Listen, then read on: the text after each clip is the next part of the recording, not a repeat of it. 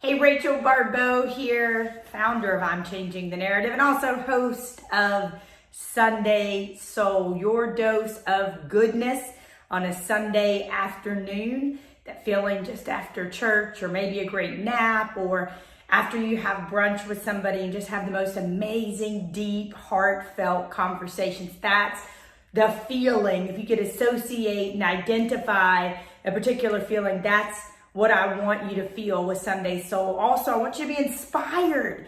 Like your week coming up, be inspired, get inspired about what you're going to be able to do and you're going to be able to accomplish, right? So that's the genesis behind it. I want to tell you a little bit about how we got to where we are today and where we are going together, all right? So back in January, I decided to create this show, particularly on Sunday. We have enough Monday morning motivation.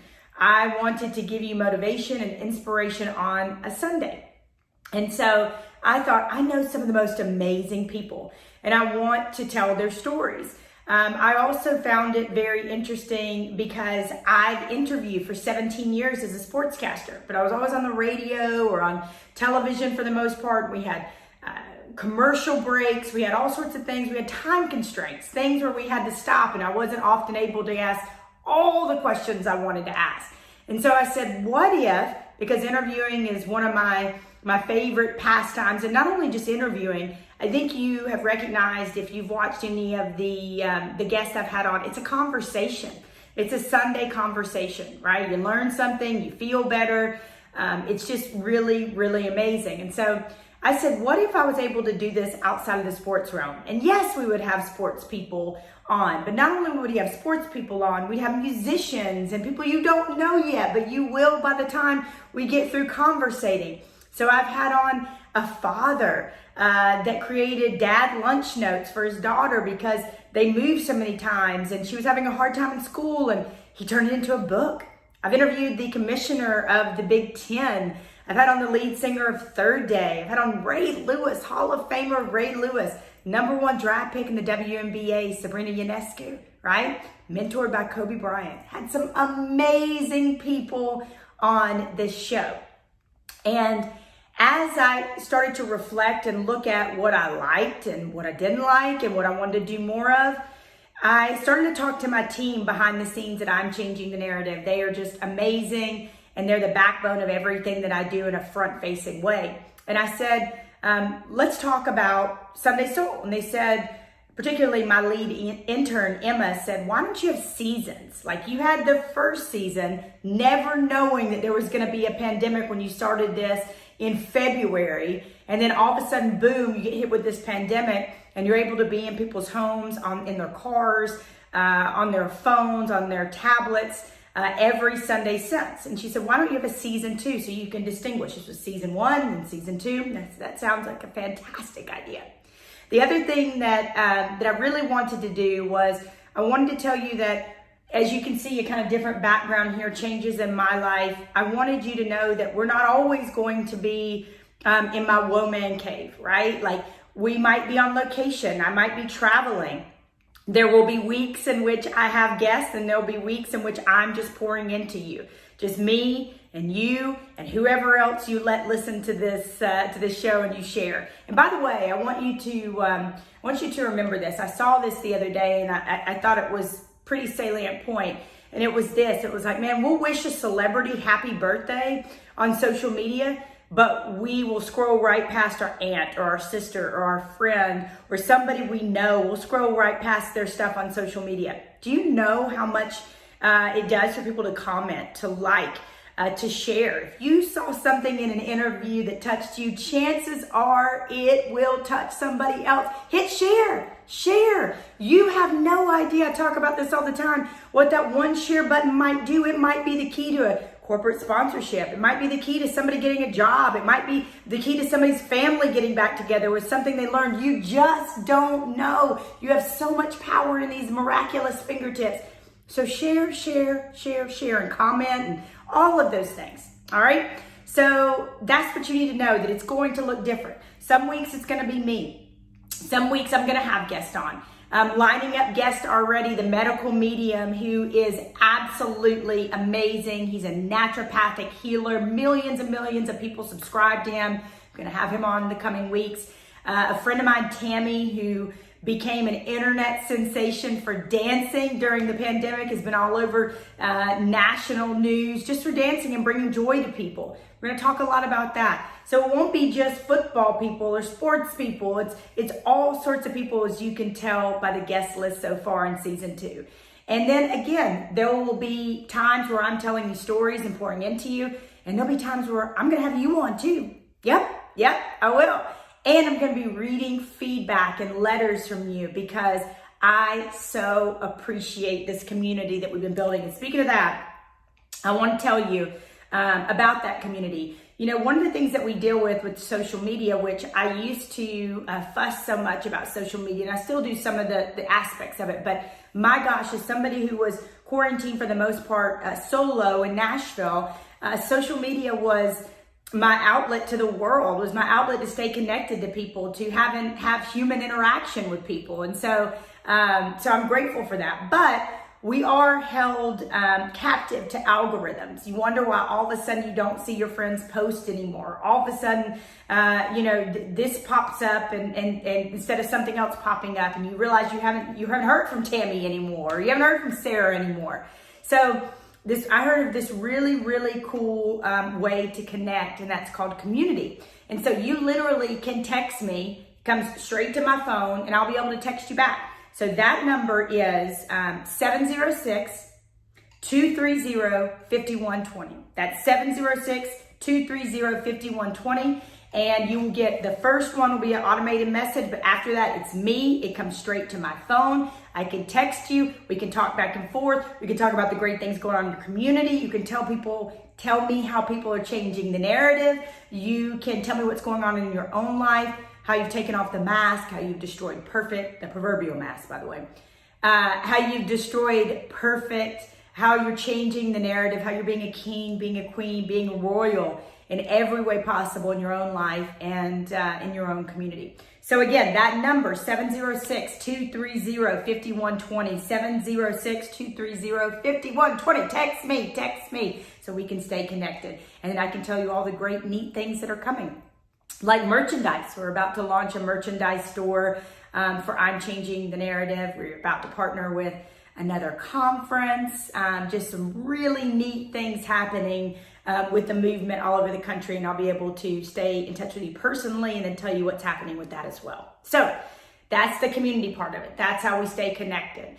I also just want to say to you, I appreciate your letters and your messages. And through this community app, I have gotten messages like this. I'm gonna try not to cry, but this is a sample of a message from my friend who said, "You helped me get through one of the worst days of my life. Once my grandpa died in a car accident. Truly, I believe God knew I needed you." I said, wow, with all of the crying face emojis, because I cry when I'm happy and I cry when I'm sad, and I'm just a crier. And she said, "I've since followed your journey and listened to your podcast. I still have my bracelet from the day you were there."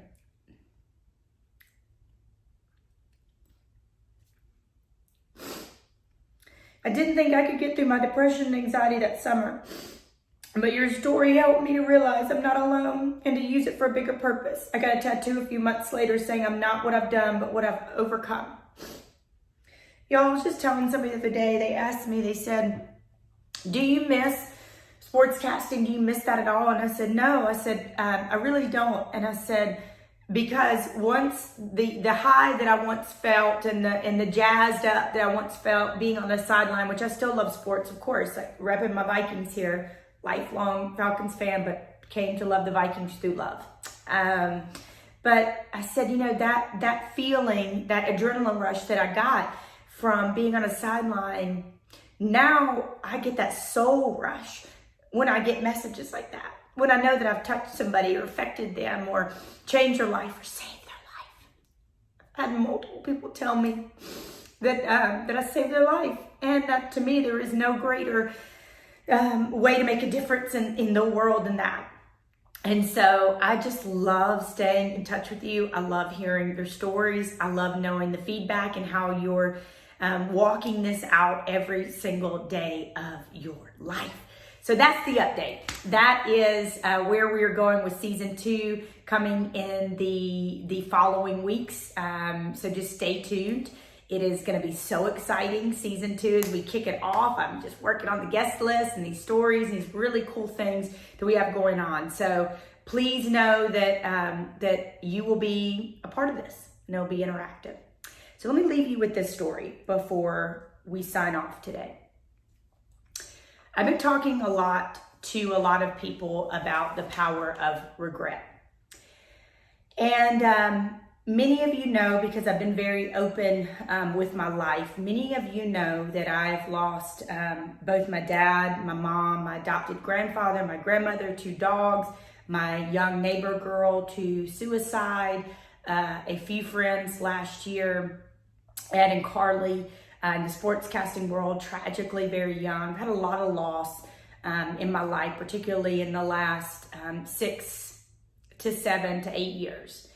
And when my mom got sick with cancer and got diagnosed in July of 2018, we really had a mental pact, the 2 of us. And we said it out loud too, that we were going to live our life in a way that we were going to have no regrets. We were going to take the trip. We were going to dance in the kitchen. We were going to say everything we needed to say. We were going to not let anything go unsaid, unfelt. We were going to explore it all. And even so much so that I'm finding some of my mom's journals now where she's written things to me and stories and trips we took. And it's like getting a kiss from heaven. But it wasn't the case with my dad.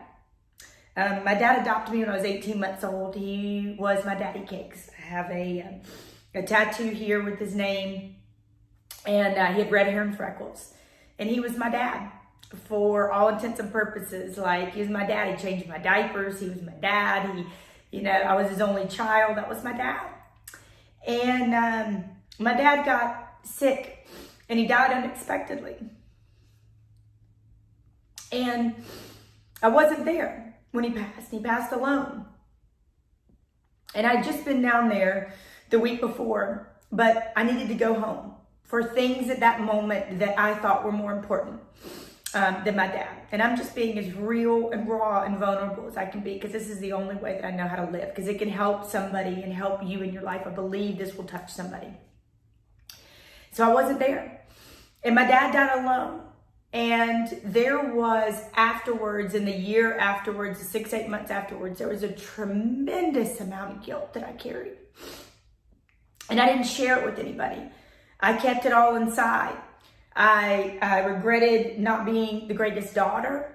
I regretted, as much as my dad knew I loved him, I was young and footloose and fancy free. I was selfish. I was really centered on me. And I remember there were times where my dad would call and I wouldn't pick it up. And like, oh, I'll call him later. We've all done that, right? At different points in our life. But I was really focused on me at that point in my life. I wasn't a queen like I am today.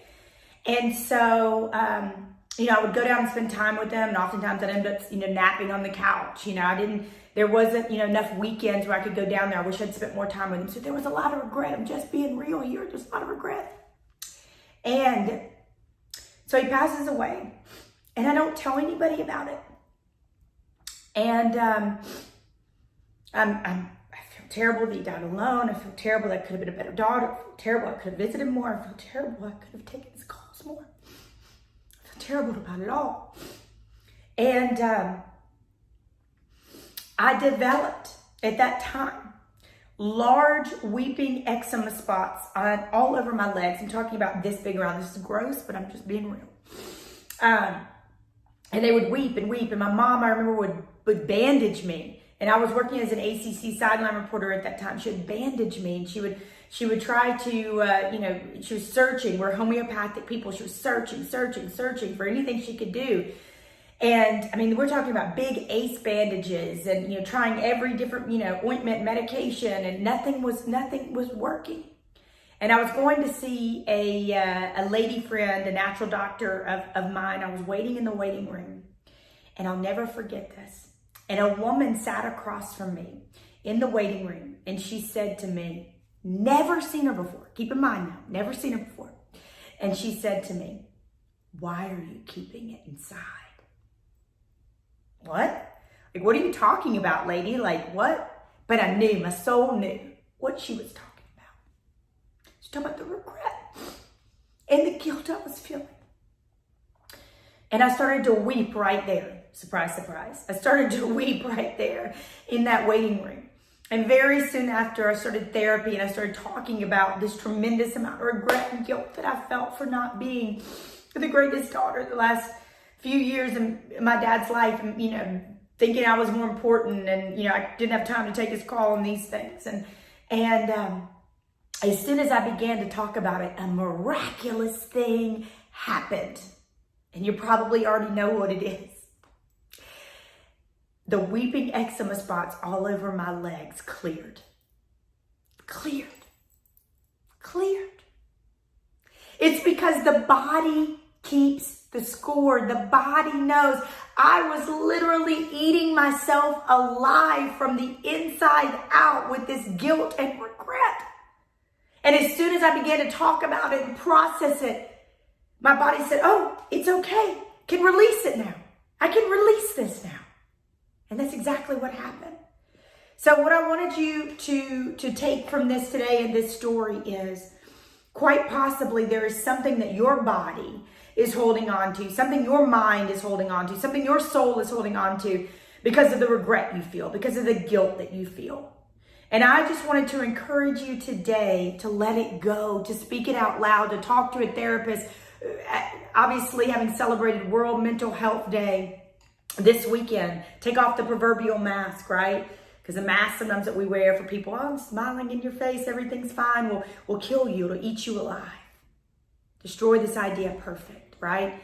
So I just want to encourage you today, that if there's something you need to say, if there's something you need to do, if there's something you need to say to somebody, if there's somebody you need to apologize to, if there's something you need to confess or go to therapy or whatever it is, man, do it.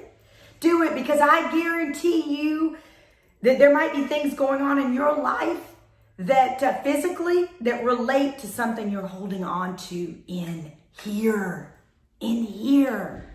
So the time is now. I've been using this example with athletes all over the country. Kobe Bryant didn't think he was going to slam into that mountain that morning. God bless his soul and those families. Life is short and it's precious. And if there's something you need to say, if there's something you need to do, if there's something you need to get out, like I needed to get out this guilt and regret that I had surrounding my daddy cakes. My physical body changed after that. Healing was afoot. And I know that my daddy cakes wouldn't want me to live that way, wouldn't want me to be hemmed up with guilt and regret.